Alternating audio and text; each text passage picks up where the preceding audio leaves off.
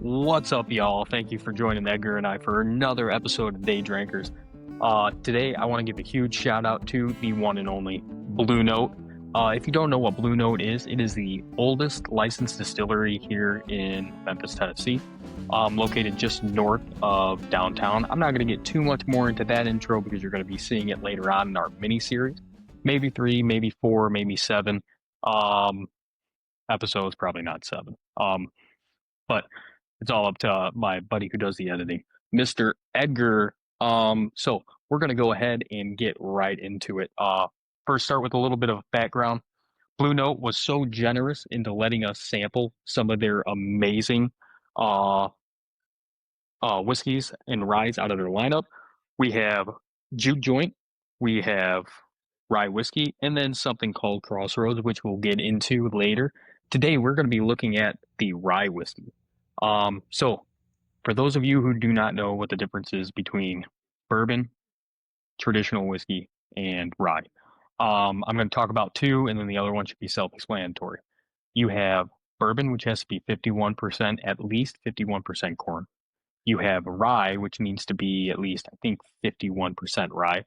Most ryes are going to be anywhere from about the 80 to 95 percentile. Percent mark for rye whiskeys. So, Blue Note Rye Whiskey. This is going to have 95% rye. And one thing that is amazing, because as an avid drinker of bourbons, whiskeys, and ryes, I enjoy something that is always a higher proof. So, hitting the 93 mark, you will not see a bottle below 93 proof from Blue Note. That is going to be their standard that they're going to live by, which is amazing. So I'm going to go ahead and pour up some of this amazing liquid here. Shout out to Blue Note. Thank you so much for sending out Blue Note whiskey all the way out. So I got a few bottles. I'm holding here the rye whiskey. Thank you for sending it out. If you're on the West Coast, you cannot find this in store. So make sure you go over to their website, bluenotebourbon.com, and you can pick up their wonderful whiskey products. Check it out. So back at it, Will, let's go ahead and pour this thing so we can crack this baby open and give it a try. Oh, yeah. So as you're pouring, I'm just going to say, don't you worry, Edgar. Hopefully, they're going to be expanding in 25 states currently, all the way out as far west as Colorado. They are making their way. Originally opening in 2014, and then officially beginning the process of like distributing around 2018. They're still a new company, but the quality of product that they release is, phenomenal. Which we're definitely going to see. Sorry for the spoiler alert. For those of you who don't know, I was able to go in and visit the team, the president, and all the associates that make Blue Note run. It's very small. Wouldn't necessarily say that it's family oriented. They want to be known as something as no task too small. So what does that mean? If somebody needs to come down and run the line, doesn't matter who it is at any time of the day, they're going to be there. If somebody needs to go up, handle the front line with something like tours or selling merchandise, well, they're going to go and take care of that too, right? So it's all hands on deck all the time. Absolutely beautiful. All right, let's go ahead and start. First of all, it's a beautiful, beautiful amber color there. So a nice dark color, absolutely beautiful. So if you go ahead and you just kind of take a whiff here. What are some notes that you would say that you pick up on? I sense that sweetness, the vanilla, a little bit of that spice as well, and something else, a little bit of fruitiness in there. I can't exactly put my finger on that either. Yep.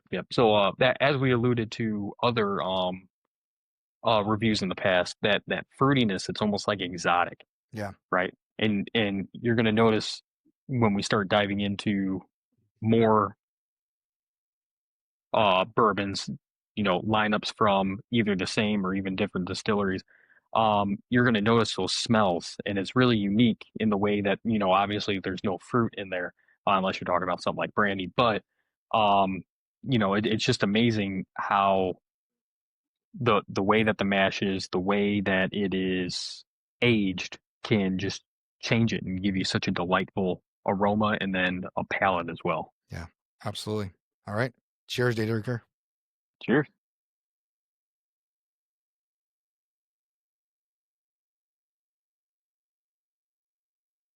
So right off the bat, when I think of a rye, I get hit with kind of like that cinnamon. Um, and it often reminds me of like big red gum. When Hmm. you're a little kid and somebody's like, "Here, have a piece of gum," and then you put it in your mouth. And next thing you know, you're like, "Why is it spicy?"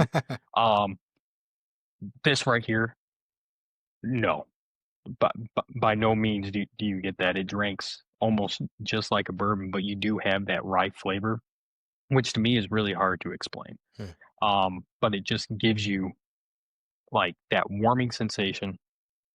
It gives you that taste, that feel of cinnamon in the back of your throat.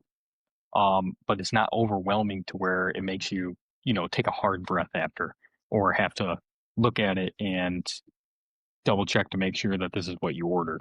Like I would seek this out in a bar every single time if this is what rye tastes like Yeah, traditionally. I sense that sweetness when you first take that sip.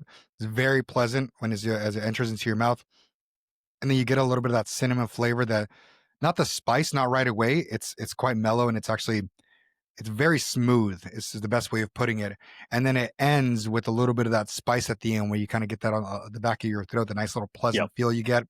It's pleasant all around. I mean, this is when I first tried this and now again today, it just, man, this is something that I would go to frequently. And I'm very excited that we get to review this today because so far it's been one of my favorites that I've had that we've had so far.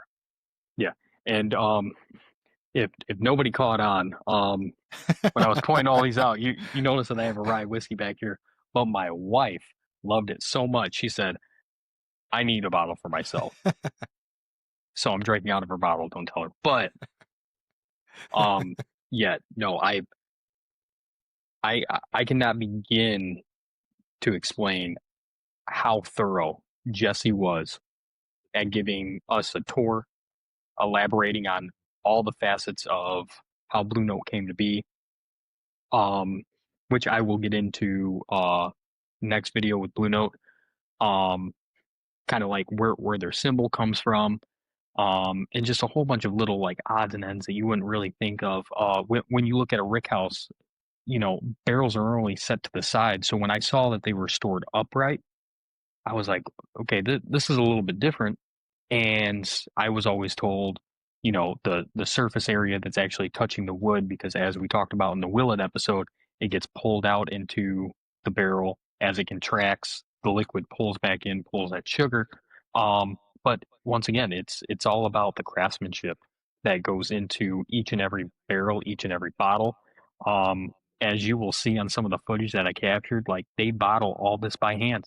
They they clean and sanitize the bottles with the whiskey. Then they put it onto like a I think it's either 4 or 8 ports to fill the bottles, and then you have somebody over there with a mallet tapping it on top, moving it down, another person putting the label on, but that is faster than just having it all automated, which is crazy to think about. It also goes to show you the pride and the craftsmanship behind it. I mean, they're doing this by hand. It really is like a Lamborghini or a Ferrari being assembled. There's love behind the product that's being made. It's not just an assembly line. It's truly something that they're proud about, which is awesome to see and hear, especially for something that you're willing to consume and recommend to friends as well. Oh yeah, yeah. So, in our grade scale, hopefully the amazing editor Edgar himself can go ahead and put up our grading scale up on the screen here somewhere. This is going to be a holy grail for me. This is going to be something that I'm happy when I was talking to Jesse. Um, he let me know that they actually broke into Michigan's market, and not only that, I actually posted a video or a picture to kind of preview and tease upcoming videos, and I started getting a whole bunch of like comments, and then I got a couple DMs or like, "Hey, I've recently seen this. Like, is it worth it?" The answer is always yes. And it's not about a sponsorship. It's not about, how nice they were, to let us review their product. We just want to be open and honest.